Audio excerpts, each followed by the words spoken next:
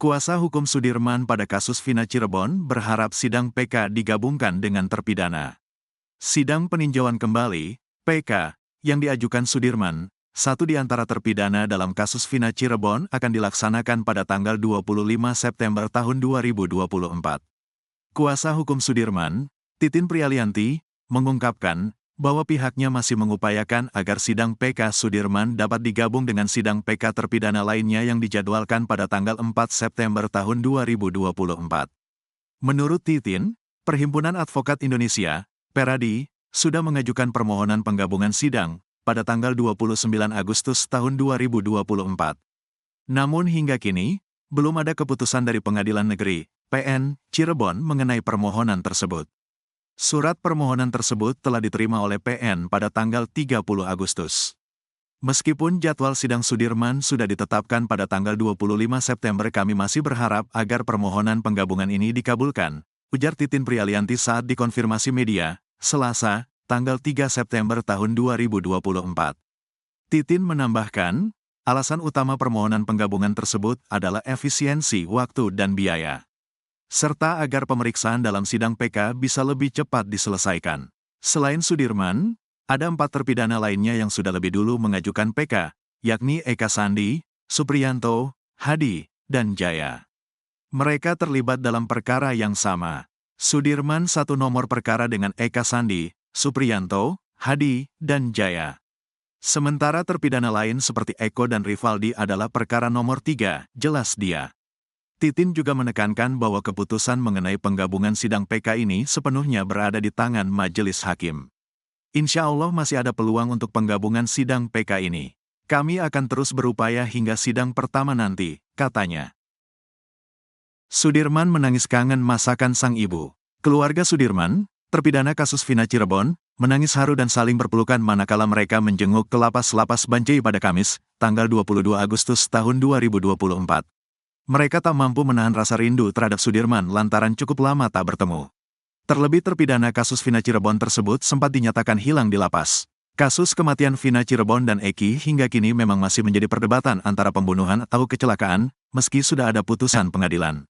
Diketahui, Vina adalah gadis 16 tahun asal Kampung Samadikun, Kecamatan Kejaksan, Kota Cirebon, Jawa Barat, yang tewas bersama kekasihnya, Eki, di Jalan Raya Talu, Kecamatan Talun, Kabupaten Cirebon, Jawa Barat pada Sabtu tanggal 27 Agustus tahun 2016. Keduanya disebut menjadi korban penganiayaan geng motor. Kepada Titin dan keluarganya, Sudirman mengeluhkan sakit di bagian punggungnya. Menurut pengakuan Sudirman, punggungnya itu sakit karena pernah ditembak menggunakan peluru karet. Hal itu bahkan membuat Sudirman tak pernah bisa tidur dengan nyenyak. Bahkan Sudirman juga tidak bisa duduk terlalu lama. Kalau lihat muka Sudirman ngenes, kata Titin saat live di TikTok, Jumat, tanggal 23 Agustus tahun 2024. Bahkan Sudirman perawakannya paling miris dari 6 terpidana lainnya. Kalau yang lain itu kan badannya pada jadi ya, gede-gede, kalau Sudirman kecil, dari dulu gitu-gitu aja, gak gemuk-gemuk, ungkap Titin. Tak hanya itu saja, setiap kali dikunjungi keluarganya, Sudirman selalu dalam kondisi sariawan. Kayaknya kurang vitamin C dia itu, ungkap Titin lagi. Kepada keluarganya, Sudirman mengeluh sakit di punggungnya. Sudirman gak bisa duduk lama, belakangnya sakit bekas ditembak peluru karet pas di Polres Cirebon, ungkap Titin. Luka itu diketahui saat keluarganya melihat kondisi punggung Sudirman. Kemarin keluarganya tengokin belakangnya. Ditanya, kenapa ini ada bekas cekungan? Katanya ditembak peluru karet waktu di Polres Cirebon, ungkap Titin. Saat bertemu keluarganya, Sudirman juga menangis. Sudirman bahkan makan dengan lahap masakan yang dibawa oleh ibunya. Dia makan ayam masak kecap sambil senyum, mie kangen masakan Mimi, ungkap Titin.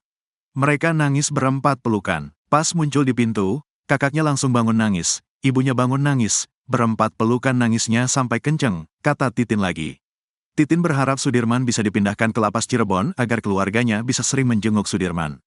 Titin juga memperlihatkan fotonya bersama Sudirman.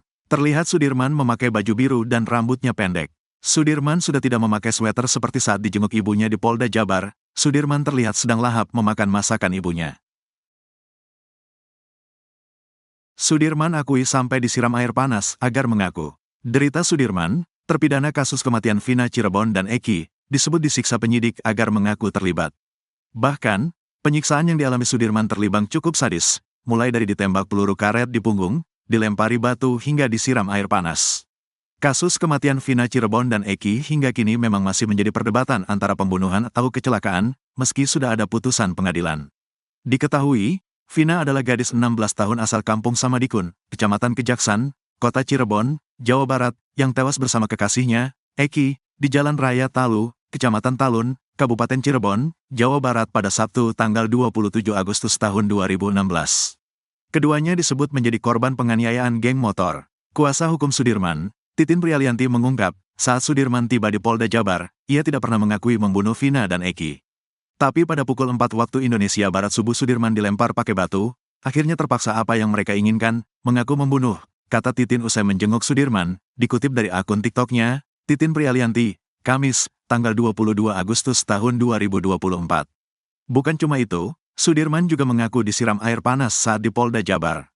Dia diinterogasi, sampai pukul 4 waktu Indonesia Barat dia ngomong tidak melakukan, tapi saat dilakukan kekerasan dia tidak tahan, dia disiram air panas, kata Titin Prialianti. Keterangan serupa juga disampaikan kakak Sudirman, Benny Indrayana. Menurut Benny, Sudirman rupanya sudah berusaha untuk tidak menuruti mengaku terlibat kasus Vina Cirebon. Setiap membantah tak terlibat kasus Vina Cirebon, Sudirman selalu mendapat balasan dari penyidik. Akibatnya kini Sudirman bahkan masih merasakan sakit akibat tak mau menuruti mengaku terlibat kasus Vina Cirebon. Sudirman menjadi saksi kunci dalam kasus Vina Cirebon. Polisi berpegang pada kesaksian Sudirman yang mengaku terlibat kasus Vina Cirebon. Sudirman juga mengaku kenal hingga Pegi Setiawan sempat ditetapkan sebagai tersangka kasus Vina Cirebon. Menurut kakaknya, Benny Indrayana, Sudirman sebenarnya sudah bersaksi seperti terpidana kasus Vina Cirebon yang lain. Tapi Sudirman terpaksa menuruti untuk mengaku terlibat dalam kasus Vina Cirebon. Tekanan bilangnya, kata Benny ke Dedi Mulyadi. Bahkan saat polisi menangkap Pegi Setiawan pun, Sudirman masih tetap mendapat penyiksaan. Dari lapas ke Polda ada perlakuan gitu. Bilangnya tekanan terus, katanya. Karena mentalnya yang lemah, menurut Benny, Sudirman pun mau tak mau menuruti untuk mengaku terlibat kasus Vina Cirebon. Lemah, mental, badannya kecil, kata Benny, Sudirman bahkan sampai ditembak menggunakan peluru karet. Walhasil kini Sudirman masih sering merasakan sakit. Punggungnya sakit, saya gak tega, gak bisa duduk lama, tidur pun gak bisa, kata Benny. Setiap 3 jam sekali Sudirman harus mengubah posisinya. Dia bahkan harus tidur dalam posisi duduk gara-gara sakit akibat ditembak peluru karet. Gak kuat lama, jadi duduk sambil tidur merem. Jadi gak bisa lama, harus dibawa duduk, kata Benny Indrayana. Ogroseno meminta Ibtu Rudiana tak selalu dilindungi kesalahannya. Komentar menohok ex-Wakapolri sebut Ibtu Rudiana harusnya dipecat di kasus Vina, banyak dilindungi hingga kini, kasus Vina Cirebon yang turut menyeret nama Ibtu Rudiana, ayah korban Eki masih jadi perhatian petinggi Polri.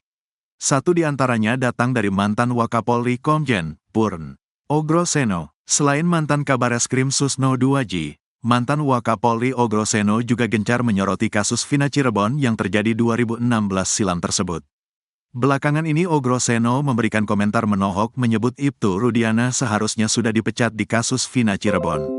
Hal itu menurut Ogroseno, dikarenakan Ibtu Rudiana dianggap sudah melanggar etika profesi. Rudiana diketahui menangkap para terpidana kasus Vina Cirebon 8 tahun lalu. Padahal saat itu Ibtu Rudiana menjabat sebagai Kanit Narkoba Polres Cirebon Kota. Rudiana juga tak mengantongi surat izin penangkapan. Belakangan, Ibtu Rudiana berdalih dirinya hanya mengamankan para terpidana, bukan menangkap. Para anak muda yang sedang nongkrong di depan SMPN 11 Cirebon itu kemudian diinterogasi selama 15 menit. Dari hasil interogasi itu, para pelaku, kata Rudiana, mengaku telah membunuh Vina dan Eki. Lalu mereka pun diserahkan ke penyidik, dan Ibtu Rudiana baru membuat laporan polisi. Menanggapi hal itu, Ogroseno menilai apa yang dilakukan Ibtu Rudiana itu sudah melanggar etika profesi. Propam Polri ini kan sebetulnya kalau melihat etika profesi ini sebenarnya dari awal sudah jelas, kata Ogroseno dikutip dari Kompas TV, Sabtu, tanggal 24 Agustus tahun 2024. Sehingga menurut Ogroseno, Propam tidak perlu menunggu putusan pidana selesai secara inkrah, baru diputuskan Ibtu Rudiana dipecat atau pemberhentian tidak dengan hormat, PTDH. Kalau perlu dari kacamata Propam udah jelas dia melanggar etika profesi, PTDH, baru diproses pidananya dia statusnya sudah bukan polisi, kata dia lagi. Ogroseno pun meminta agar Ibtu Rudiana tidak selalu dilindungi kesalahannya. Jadi tidak usah terlalu banyak dilindungi. Kasihan ini belum ada kepastian hukum, kata dia. Sebab jika harus menunggu kepastian sampai banding, kasasi, dan PK maka akan membutuhkan waktu yang sangat lama. Akhirnya pas pensiun dia gak jadi diberhentikan. Enak banget orang udah berbuat jahat tapi masih dapat pensiun, tegasnya. Ia pun meminta Propam untuk bekerja lebih awal dan memberikan sanksi kepada Ibtu Rudiana. Propam harus bekerja lebih awal, bisa mendeteksi bahwa ini jelas pelanggaran etika profesi berat, pungkasnya. Sementara itu, kuasa hukum Ibtu Rudiana, Pitra Romadoni menegaskan kalau kliennya hingga saat ini tak dicopot dari jabatan Kapolsek Kapetakan. Kemarin ada berita hoaks yang menyampaikan Pak Rudiana ini telah dicopot dari jabatannya sebagai Kapolsek. Saya langsung berangkat lo ke Cirebon itu, memastikan itu, kata Pitra Romadoni dikutip dari Tiffany News.